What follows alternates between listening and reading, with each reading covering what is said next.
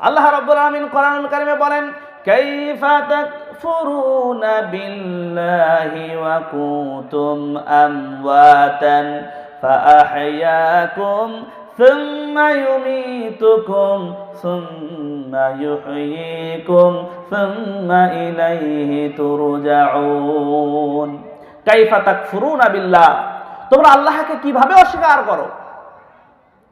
কিভাবে তোমরা সে আল্লাহকে অস্বীকার করতে পারো? কুনতুম আমওয়াত, তুমি তো ছিলে মৃত, নিষ্প্রাণ।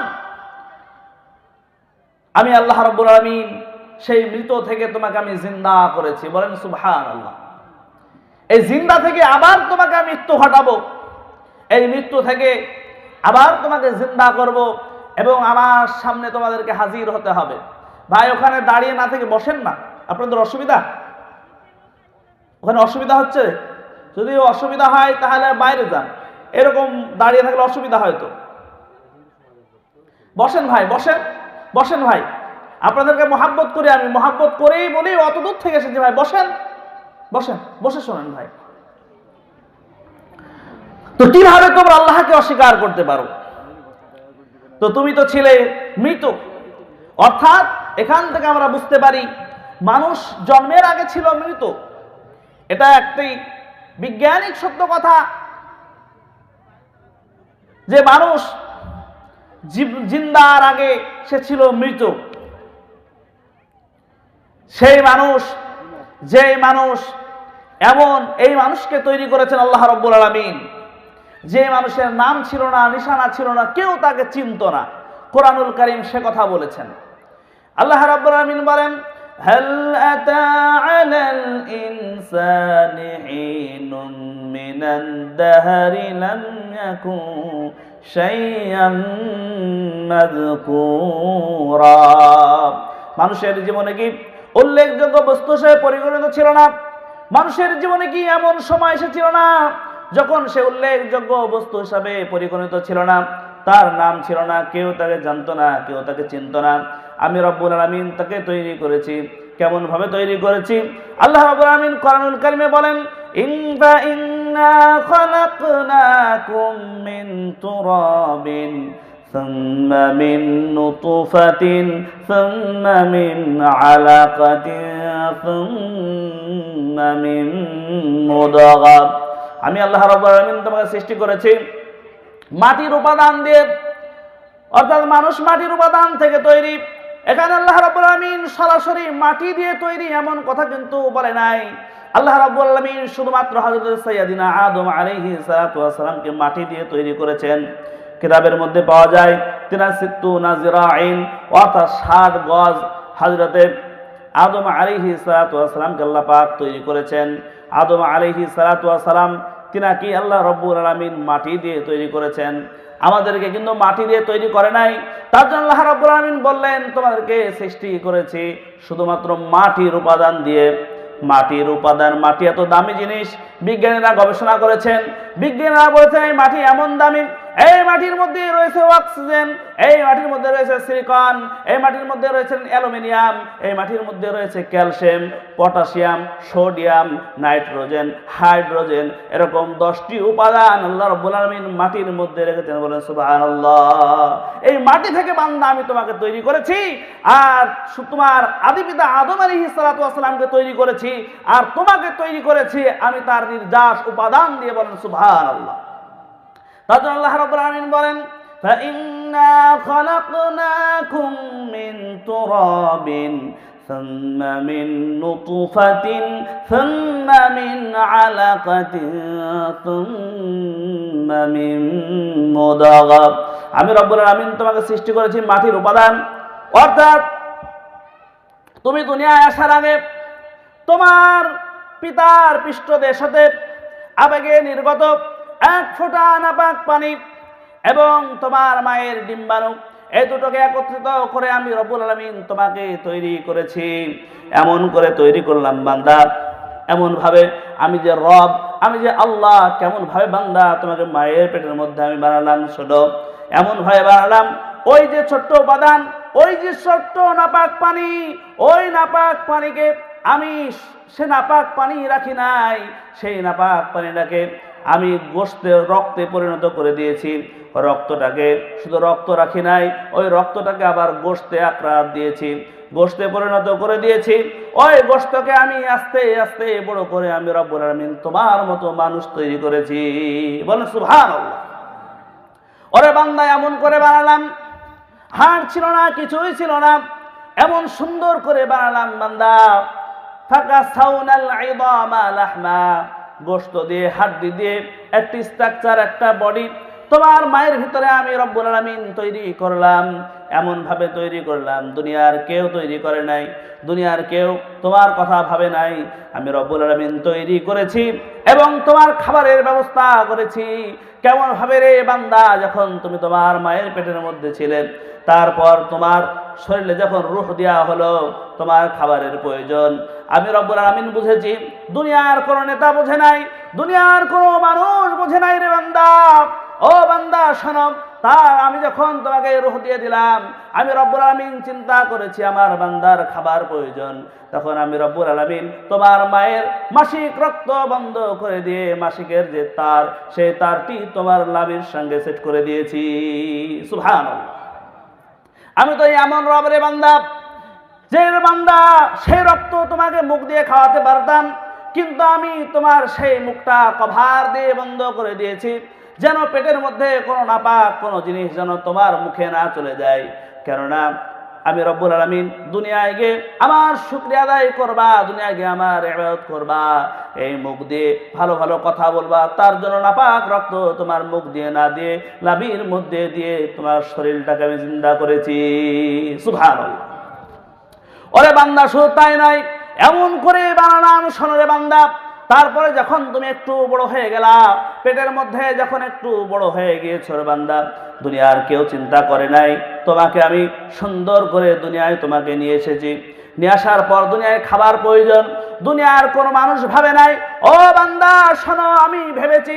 আল্লাহ রাব্বুল আলামিন বলেন, ওয়াল্লাহু ইখরিজুকুম মিন বুতুনি উম্মাহাতিকুম লা তা'লামুনা শাইআ। ও বান্দা, আমি তোমাকে এমন ভাবে দুনিয়ায় নিয়ে আসলাম, যখন তোমার কোনো হুঁশ ছিল না, কোনো কথা বলতে পারতা না, শুধু তোমার একটাই কথা, শুধু একটা আওয়াজ ছাড়া আর কিছুই করতে পারতা না। আমি রব্বুল আলামিন চিন্তা করেছি আমার বান্দায় দুনিয়ায় যাবে, কি খাবে কি খাবে। আমি রব্বুল আলামিন তোমাকে দুনিয়ায় যাওয়ার আগে আমি রব্বুল আলামিন চিন্তা করলাম, আমার বান্দায় দুনিয়ায় যাওয়ার আগে মায়ের বুকের মধ্যে আমি 6 মাস আগে খাবার দিয়ে দিলাম। সুবহানাল্লাহ। শুধু খাবার দিই নাই রে বান্দা, এমন খাবার দিলাম তোমার জন্য প্রতিষেধক, তোমার জন্য ওষুধ।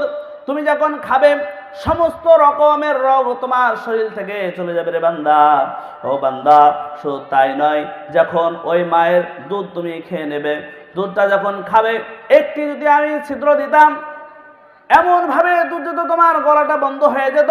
ছোট্ট বাচ্চা, ছোট্ট গলা, তোমার গলাটা বন্ধ হয়ে যেত। তার জন্য একটি নয়, দুটি নয়, মায়ের স্তনের বোটার মধ্যে একটি দুটি নয়, আমি রব্বুল আলামিন 32টি ছিদ্র করে দিয়েছি। আর শুধু তাই নয়, দুধটা আমি খুবই একদম গাঢ় দুধ করি নাই, পাতলা করে দিয়েছি, যেন আমার বান্দা খায়, খাওয়ার পর আস্তে আস্তে বড় হয়ে যায়। ও বান্দা শুধু তাই নয়, যখন তুমি একটু বড় হয়ে গেলা, তোমার খাবারের প্রয়োজন হবে, তার জন্য দুধ খেয়ে আর হবে না। তারপরে আমি রব্বুল আলামিন তোমাকে দাঁতের ব্যবস্থা করে দিয়েছি রে বান্দা। শুধু তাই নয়, আর একটু যখন বড় হয়ে গেলাম, তারপরে এই দাঁতে আর কাজ হবে না, শক্ত জিনিস খাবে, তার জন্য সেই দাঁত ফেলে দিয়ে আবার শক্ত দাঁতের আমি রব্বুল আলামিন ব্যবস্থা করেছি। সুবহানাল্লাহ। এই হচ্ছে রব। তার জন্য আল্লাহ রাব্বুল আলামিন বলে, দুনিয়ার মানুষ তোমরা শোনো, যে আল্লাহ রাব্বুল আলামিন তোমাকে এত কিছু দান করলো, সে আল্লাহকে কিভাবে অস্বীকার করতে পারো? তার জন্য আল্লাহ রাব্বুল আলামিন বলেন, কাইফা তাকফুরুনা বিল্লাহি ওয়া কুনতুম আমওয়াত। কিভাবে তোমরা সে আল্লাহকে অস্বীকার করো, যে আল্লাহ রাব্বুল আলামিন তোমাকে এত সুন্দর করে বানালো, তোমার আকৃতি ছিল না, কেউ তোমাকে চিনতো না, কেউ তোমাকে জানতো না, এত সুন্দর করে যে আল্লাহ তাআলা তৈরি করলো, ফি কারারিম মাকিন, এত সুরক্ষিত রাখলো, যে আল্লাহ তাআলা অসুখ দিয়ে তোমাকে শেষ করে দিতে পারতো, যে আল্লাহ কত রকমের রোগ দিয়ে তোমাকে শেষ করে দিতে পারতো, কিন্তু তা না করে তোমাকে জিন্দা করেছে, এত সুন্দর করে তোমাকে বানিয়েছে।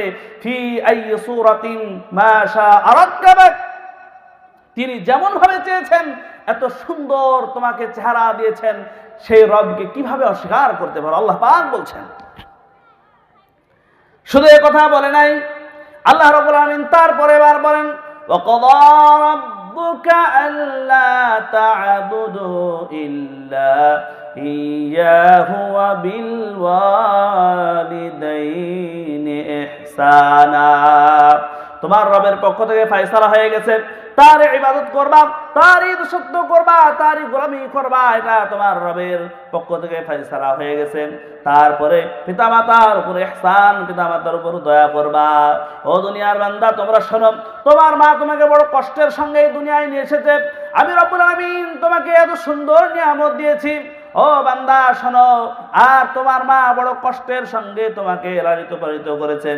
ওরে বান্দা শোনো, সেই মাকে এমন কথা বলো না, এমন আচরণ করো না, তোমার মা তোমার কারণে আঘাত পেয়ে যায়। যদি আঘাত পেয়ে যায় তোমার আখিরাত শেষ হয়ে যাবে, দুনিয়াও শেষ হয়ে যাবে। এত সুন্দর করে তোমাকে মা এত সুন্দর করে বড় করেছে। ও বান্দা শোনো, কিভাবে তোমার মা তোমাকে এত সুন্দরভাবে তোমাকে লালিত পালিত করেছে, কিভাবে সেই মাকে এত খারাপ নজরে দেখো, কিভাবে তোমাকে সেই মাকে ভালো ব্যবহার করো না। আল্লাহ রাব্বুল আলামিন শিখিয়ে দিচ্ছেন, সেই মা বাবার সঙ্গে ভালো ব্যবহার করো, আমার ইবাদত করো, মা বাবার সঙ্গে ভালো ব্যবহার করো। একই আয়াতে আল্লাহ রাব্বুল আলামিনের কথা বলছেন। কেননা তুমি যখন পেটে ছিলা, তোমার মা বড় কষ্টের সঙ্গে তোমাকে পেটে ধারণ করেছে। যখন তুমি পেটে এসেছো, তোমার মা কোনো কাজ করতে পারে নাই। যখন কাজ করতে গিয়েছে, তুমি পা দিয়ে লাথি দিয়েছ, মাথা দিয়ে লাথি দিয়েছ। রাত্রে বেলায় কনকনে শীত, সবাই শুয়ে পড়েছে, তোমার মা কিন্তু শুতে পারে নাই। তোমার মা দরজার সামনে দাঁড়ায় গেছে, অথবা বিছনা থেকে দাঁড়ায় গেছে। দাঁড়ায় পর কান্নার কান্না। জিজ্ঞাসা করা হয়েছে, তুমি কান্না করো কেন? বলে, সন্তান পেটের মধ্যে লাথি দিয়েছে, তাই বিছনায় আর মন বসে না, বিছনায় থাকতে পারি না, তার জন্য আমি কান্না করছি। সারাদিন পরিশ্রম করার পর দুপুর বেলায় যখন তোমার মা যখন খেতে যাচ্ছে, খাওয়ার পর তোমার সেই সন্তান, পেটের সন্তান পেটের মধ্যে থেকে লাথি দিয়েছে, মা খাওয়াটা বন্ধ হয়ে গেছে, মা উঠে দাঁড়ায় গেছে। তার জন্য রাসূল করিম সাল্লাল্লাহু আলাইহি ওয়াসাল্লাম বলেন, যখন কোনো মা সন্তান পেটে আসে, তার জন্য মা সারাদিন কিছু খেতে পারে না।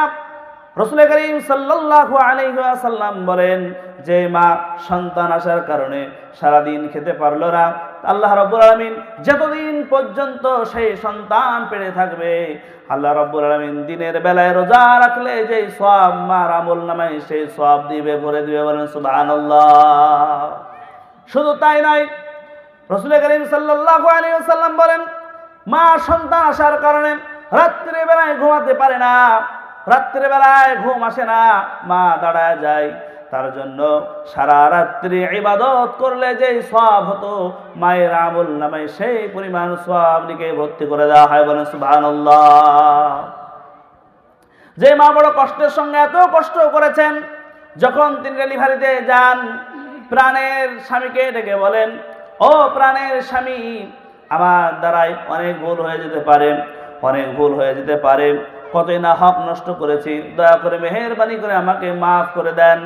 আজ আমি ক্লিনিকে যাচ্ছি, আজ মৃত্যুর দোয়ার থেকে আমি যদি ফিরে আসি, মৃত্যুর দোয়ার থেকে ফিরে আসবো, দয়া করে মেহেরবানি করে মাফ করে দেন।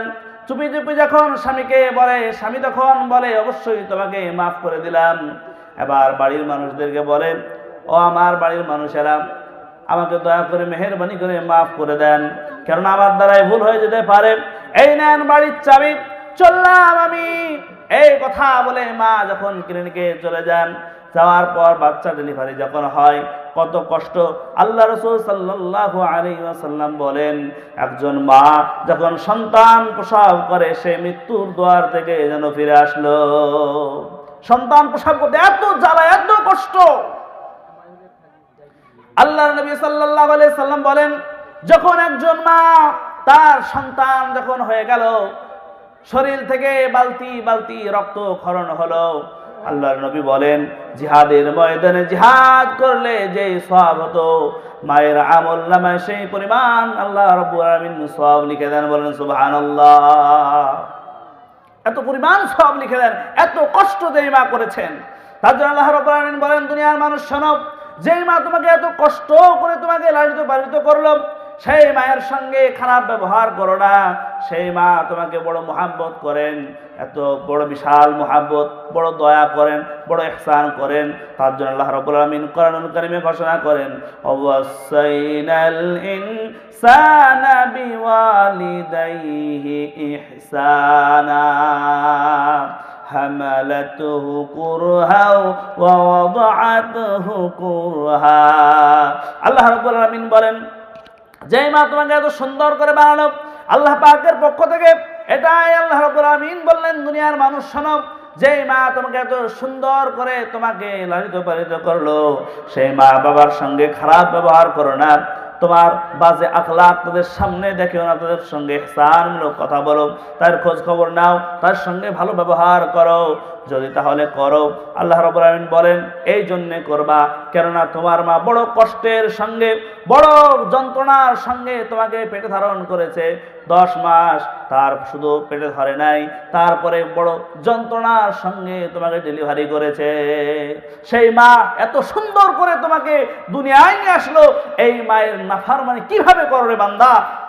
কিভাবে সেই মায়ের নাফরমানি করো? মায়ের সঙ্গে ভালো ব্যবহার করো না, ভালো আখলাক দেখাও না, কিভাবে এই কাজগুলো করতে পারো? তার জন্য মা বাপের সবসময় দোয়া নিতে হবে। কেউ যদি মা বাপের দোয়া নেয়, সে বড় হতে পারবে। আর যে মা বাপের দোয়া নেবে না, মা বাপের সঙ্গে ভালো ব্যবহার করবে না, রাসূল করিম সাল্লাল্লাহু আলাইহি সাল্লাম বলেন, হুমা জান্নাতুকা ওয়া নারুকা, তোমার পিতামাতাই হলো তোমার জান্নাত, তোমার পিতামাতাই হলো তোমার জাহান্নাম। ভালো ব্যবহার যদি করো, তাদের দোয়ার ফসলে, তাদের দোয়ার বদৌলতে তুমি জান্নাত নসিব হয়ে যাবে। আর তারা যদি বদদোয়া করে দেয়, তাহলে দুনিয়াও শেষ হয়ে যাবে, আখিরাতও শেষ হয়ে যাবে। আল্লাহ নবী সাল্লাল্লাহু আলাইহি ওয়াসাল্লাম বলেন, একটি পাপের সাজা আল্লাহ রাব্বুল আলামিন দুনিয়াতে দিয়ে দেন। সাহাবাগণ প্রশ্ন করেন, ইয়া রাসূলুল্লাহ, নবী গো, কোন পাপের সাজা আল্লাহ পাক দুনিয়ায় দেন? রাসূল করিম সাল্লাল্লাহু আলাইহি ওয়াসাল্লাম বলেন, পিতামাতার নাফরমানি, পিতামাতার সঙ্গে কেউ যদি খারাপ ব্যবহার করে, পিতামাতার যদি কথা না মানে, পিতামাতার সঙ্গে বদ আখলাকি দেখায়, আল্লাহ রাব্বুল আলামিন সেই সাজা দুনিয়ায় দিয়ে দেন। তার জন্য সম্মান নিতে হলে, ইজ্জত নিতে হলে পিতামাতার সঙ্গে ভালো ব্যবহার করতে হবে, ভালো আখলাক চরিত্র দেখাতে হবে। যদি না দেখান, তাদের দোয়া হলো এমন একজন দোয়া, আল্লাহ রাসূল করিম সাল্লাল্লাহু আলাইহি সাল্লাম বলেন, 3 জন মুস্তাজাবুদ দাওয়া, দোয়া করলেই কবুল হয়ে যায়।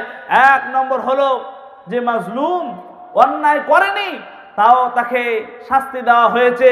মাজলুম ব্যক্তি জুলুমকারীর জন্য যদি দোয়া করে, আল্লাহর আরশে কোনো পর্দা থাকে না, সেটা সরাসরি দোয়া মঞ্জুর হয়ে যায়। বলেন সুবহানাল্লাহ। নবী করিম সাল্লাল্লাহু আলাইহি সাল্লাম বলেন, 2 নম্বরে মুসাফির, যে রাস্তায় সফর করে, সফর করতে করতে কেউ যদি দোয়া করে, সেই দোয়া কোনো পর্দা থাকে না, সরাসরি কবুল হয়ে যায়। 3 নম্বর হলো পিতামাতার দোয়া, ভালো দোয়া হোক, খারাপ দোয়া হোক, সঙ্গে সঙ্গে আল্লাহর দরবারে মঞ্জুর হয়ে যায়। বলেন সুবহানাল্লাহ। মায়ের দোয়ার এত পাওয়ার, এত পাওয়ারফুল দোয়া, কেননা মা দুনিয়ার মধ্যে সবচাইতে সন্তানকে বেশি যিনি ভালোবাসেন, তিনি হলেন মা। রাসূল করিম সাল্লাল্লাহু আলাইহি সাল্লাম বলেন, আল্লাহ তাআলা যখন মুহাব্বত নামক বস্তুটি তৈরি করেছেন, 100 ভাগে ভাগ করেছেন। ভাগ করার পর 1 ভাগ দুনিয়ার সবাইকে দিয়েছেন, একটু একটু একটু একটু করে মায়ের মধ্যে একটু বেশি দিয়েছেন। বলেন সুবহানাল্লাহ। এত মা ভালোবাসে, যেই মা সন্তানের জন্য সব করতে পারে, নিজের স্বামীকেও ভালো ব্যবহার দেখায় না, শুধুমাত্র সন্তানের কারণে। আমি দেখতে পাই, আমিও তো বাড়িতে থাকি, সন্তানকে মা এত পরিমাণ ভালোবাসে। তার জন্য সন্তানের 1 নম্বরে কাজ করতে হবে আল্লাহর ইবাদত, 2 নম্বরে কাজ পিতামাতার সঙ্গে ইহসান, পিতামাতার সঙ্গে ভালো ব্যবহার। যদি কেউ না করে, রাসূল করিম বলেন, যদি মা বাপ যদি পরিমাণ শব্দ করে দেয়, মা বাপ যদি খারাপ দোয়া করে দেয়, সাথে সাথে মঞ্জুর হয়ে যাবে। যেমন রাসূল করিম সাল্লাল্লাহু আলাইহি ওয়াসাল্লামকে একজন বলেন, হযরত আয়েশা সিদ্দিকা রাদিয়াল্লাহু তাআলা বলেন, ইয়া রাসূলুল্লাহ, ইয়া হাবিবাল্লাহ, আজ একজন মায়েরা এবং সন্তানের উপরে কি মুহাব্বত, কেমন দয়া আমি আজ দেখেছি। আল্লাহর নবী বলেন, সাহাবারে, ও আয়েশা, তুমি কি দেখেছো বলো বলো, কি দেখেছো? মায়ের কেমন মুহাব্বত তুমি কিভাবে বুঝতে পারলা? হযরত আয়েশা সিদ্দিকা রাদিয়াল্লাহু তাআলা আনহা বলেন, ইয়া রাসূলুল্লাহ, ইয়া হাবিবাল্লাহ, আজ আমি এমন একটা দৃশ্য দেখলাম, যে দৃশ্য দেখে আমি অবাক হয়ে গেছি গো নবী। মা কি পরিমাণ না সন্তানদেরকে ভালোবাসে। আল্লাহ রাসূল বলেন, আয়েশা, তুমি তাড়াতাড়ি করে বলো তুমি কি দেখেছো।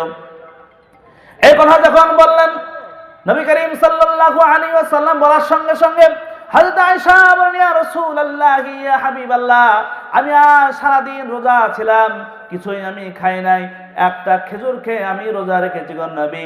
এবার আমি যখন ইফতার করতে যাব, আমার সামনে একটা খেজুর, কে যেন দুটো খেজুর আপনাকে হাদিয়া দিয়েছে, একটা খেজুর আপনার জন্য রেখেছি, আর একটা খেজুর আমার সামনে ইফতারের থালায়।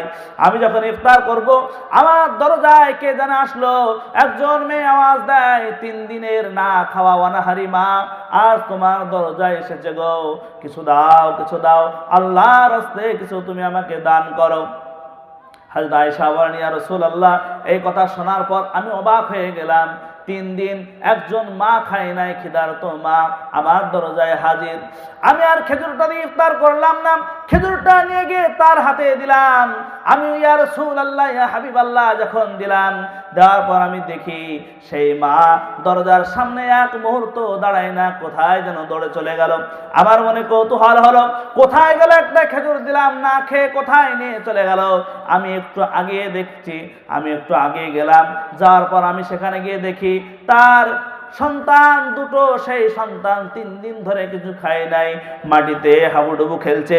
এমন সন্তান, সেই সন্তানদেরকে গিয়ে বলে, প্রাণের সন্তান, এই নাও একটা খেজুরের ব্যবস্থা করেছে, খেজুরটা খেয়ে নাও। সন্তান আওয়াজ দিলেন, মাগো, তুমি তো কিছুই খাও না 3 দিন ধরে, তোমারও যে খিদার জ্বালা পেটের মধ্যে, আমারও খিদার পেটে জ্বালা, ও মা তুমি কি খাবে না? মা আওয়াজ দিল, সন্তান, তুমি যদি খাও তুমি একটু হাসবা, ওই হাসিতেই আমার পেটটা ভরে যাবে। বলেন সুবহানাল্লাহ। কি মুহাব্বত দিয়ে আল্লাহ তাআলা মাকে তৈরি করেছেন। সন্তান দুটো খেজুর দুটো খেলো। হযরত আয়েশা বলেন, ইয়া রাসূলুল্লাহ, ইয়া হাবিবাল্লাহ, তারপর আমি মনে করলাম যে খেজুরটি আমি রাসূলুল্লাহর জন্য রেখেছি, সেই খেজুরটি ওই মাকে দিয়ে দেব, তাহলে মা খাবে, খেয়ে হয়তো পানি খেয়ে কিছুক্ষণ পর্যন্ত সুস্থ থাকবে। সাহাবায়ে কেরাম রাদিয়াল্লাহু তাআলা আনহুমদেরকে দিয়ে হযরত আয়েশা ডাকালেন, একজন সাহাবাকে ডেকে নিয়ে আসলেন। আসার পরে সেই মা হযরত আয়েশা রাদিয়াল্লাহু তাআলা বলেন, মা, এই যে খেজুর আমি রাসূলুল্লাহর জন্য রেখেছিলাম, এই খেজুরটাও আপনি নিয়ে যান। হযরত আয়েশা বলেন, আমি দেখলাম ওই খেজুরটি না খেয়ে খেজুরটি নিয়ে আবার সেই মা দৌড় দিল। যখন মা দৌড় দিল, আমি আর একটু আগে গেলাম, আমি দেখি এবার কি করে। সেই মা খেজুরটি না খেয়ে ব্যাগের মধ্যে রেখে দিল। সন্তান তখন আওয়াজ দেয়, মা তুমি কি খাবে না? এই খেজুরটি কেন রাখলে? মা আওয়াজ দিলে, সন্তান রে, এবার হয়তো কোথায় যাব, কোথায় না ফিরবো, খাবার পাবো কিনা জানি না। যদি খাবার না পাই, তোমাদের যখন আবার খিদা লাগবে, তখন এই খেজুরটি খেয়ে তোমরা পানি খাবে। সন্তান বলে, মা গো, তুমি কি কিছুই খাবে না? বলো, তোমাদের মুখের হাসি আমার পেট ভরায়া দেয়। কি পরিমাণ ন্যাচারাল, একদম ন্যাচারাল যে ভালোবাসা, মায়ের ভালোবাসা, দুনিয়ার কেউ আপনাকে এত নিঃস্বার্থে ভালোবাসে না যেরকম মা আপনাকে ভালোবাসে। পিতা আপনাকে এমন ভালোবাসে, পিতা চায় যে আমার সন্তান আমার চাইতে বড় লোক হোক, আমার চাইতে টাকাওয়ালা হোক, আমার চাইতে ভালো থাকুক। দুনিয়ার একটা মানুষই চায়, তিনি হচ্ছেন পিতা আর মাতা, তাছাড়া কেউ চায় না দুনিয়ার যে আপনি ভালো থাকেন। তার জন্য আল্লাহ রাসূল বলেন, যে পিতামাতা এত সুন্দরভাবে তোমাকে বানালো, সেই পিতামাতার সঙ্গে নাফরমানি করো না। যে পিতামাতা তোমাকে এত সুন্দরভাবে মুহাব্বত করলো, নিজে না খেয়ে যেই মা খাওয়ালো, তাদের সঙ্গে খারাপ ব্যবহার করো না। আল্লাহ রাসূল সাল্লাল্লাহু আলাইহি সাল্লাম বলেন, তারা দোয়া করলে কবুল হয়ে যায়, আর খারাপ দোয়া করলেও কবুল হয়ে যায়। আপনাদেরকে একটি দৃষ্টান্ত বুখারী, সহিহুল বুখারী থেকে একটা হাদিস বর্ণনা করি। আল্লাহ নবী সাল্লাল্লাহু আলাইহি ওয়াসাল্লাম সাহাবাদের মধ্যে বলেন, ও সাহাবারা, তোমরা কি জানো পূর্বে যুগে একজন আবেদ, বিশাল বড় আল্লাহর ওলি ছিল? সাহাবারা বলেন, ইয়া রাসূলুল্লাহ, পূর্বের যুগেও ওলি ছিল নাকি? আল্লাহ রাসূল বলেন, পূর্বের যুগে বিশাল বড় বড় ওলি, আল্লাহ তাআলার যারা বন্ধু, এত বড় আল্লাহওয়ালা দিনদার অনেক অনেক এসেছে। আল্লাহ রাসূল বলেন তাদের মধ্যে একজনের কথা বলি, তার নাম হলো জুরাইজ। কিতাবুল আম্বিয়ার মধ্যে এসেছে এই জুরাইজ এত বড় আবেদ, এত বড় আল্লাহওয়ালা, তিনি এত বড় আল্লাহওয়ালা, সব সময় আল্লাহর ইবাদত করেন। তিনি বাড়িতে আর থাকতে পারলেন না, বাড়িতে না থেকে তিনি চলে গেলেন একটা মাঠের মধ্যে সেখানে গিয়ে একটা ঘর করলেন। ঘর করার পর সেই জায়গায় তিনি ইবাদত শুরু করলেন।